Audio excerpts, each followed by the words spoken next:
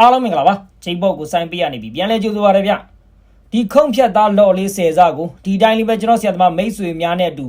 မလေးမဟာအောင်မြေကြောက်မြက်ရတနာဝိုင်းမနက်ခင်းဝိုင်းထဲမှာပဲကျွန်တော်တို့30ဈေးပေးတယ်ပေါ့ဗျာမရခဲ့ပါဘူးဗျနောက်တော့ကျွန်တော်တို့ဒီကြောက်လေးကို25သိန်းနဲ့ထပ်ပြီးတော့ဈေးပေးကြည့်တယ်ပေါ့ဗျာဒါလည်းမရပါဘူးဗျဘလောက်ပဲနီတစ္ဆာရှိတဲ့ကြောက်သမားတွေတက်တော့မနိဆန္ဒနဲ့ကြံစစ်သားလို့ပါပဲပွဲစားတွေပါနေသေးတော့ဝင်းနေဦးမှာပါပဲဒါနဲ့နောက်ဆုံးတော့ဒီကြောက်လေးကိုကျွန်တော်30ပွဲငိမ့်နဲ့ရခဲ့လိုက်ပါတယ်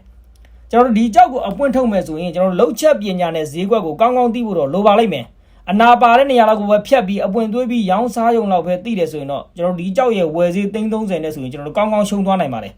ဘာကြောင့်လဲဆိုတော့ကျွန်တော်ဒီကြောက်ရဲ့အစီသားကကျွန်တော်တို့ကြောက်စီကြောက်သားကောင်းတဲ့အပွင့်တွေထုတ်လို့ရတဲ့နေရာပါသလိုကျွန်တော်တို့ခုံကအယောင်ကာလာလေးပဲရှိပြီးတော့ကျွန်တော်တို့အစီသားမကောင်းတဲ့အပွင့်တွေထုတ်လို့ရတဲ့နေရာလည်းပါနေလို့ပါဒါကြောင့်ကျွန်တော်ဒီကြောက်ကိုဖြတ်မယ်ဆိုရင်ကျွန်တော်တို့အနာမပါအောင်ဖြတ်ဖို့ထက်ကျွန်တော်တို့အကျောမပါအောင်ဖယ်ပြီးအရွယ်ကိုမနှက်မျိုးပဲရှာဖြတ်တတ်ဖို့ကပိုအရေးကြီးပါတယ်ဒါမှသာလျှင်ကျွန်တော်တို့အပွင့်ကလင်းအားကောင်းလာပြီးအယောင်ပြောင်းလာမှာပါနောက်ပြီးကျွန်တော်တို့ဒီကြောက်ကိုသွေးတဲ့နေရာမှာလဲဂျပန်ကနာဝီရဲ့အလှတရားလို့မော့မော့မောက်နဲ့ပြည့်ဖောင်းကြီးလို့ကျွန်တော်တို့ပေါ်လွင်အောင်သွေးပေးလို့လည်းမရပါဘူးအရွယ်သေးသေးခေါင်းပါလေးနဲ့ကျွန်တော်တို့စာကူတာပန်းလေးလိုဖြစ်နေပြီးကြည့်လိုက်တာနဲ့ကျွန်တော်တို့အီဂျစ်ကပကြီးစီယာမဒီနှစ်မှာလင်းရဘူးတဲ့ရုပ်လိုမျိုးကျွန်တော်တို့နှက်ခမ်းလေးတွေကိုအစီကိုလဲ့နေမှသာလျှင်ကျွန်တော်ဒီကြောက်ကအတော်ကိုကြည့်လို့ကောင်းနေမှာပါဒါကတော့ကျွန်တော်ရောင်းပေးတဲ့ပွဲစားကိုကျွန်တော်ငွေချေပေးနေတဲ့ခန်းလေးပေါ့ဗျာကျွန်တော်တို့ငွေချေပေးရတဲ့ဒီကြောက်ကိုကျွန်တော်တခါတည်းတန်းပြီးတော့တွားဖြတ်မယ်ပေါ့ဗျာမစိုးပြကြောက်လေးကကြောက်မျိုးကလည်းကျွန်တော်တို့82လမ်းကရောင်းတဲ့ကျွန်တော်တို့ပဲကလာဟင်းတွေကဓာတ်နှလုံးသီးလိုပါပဲအတော်ကိုရင့်နေဗျ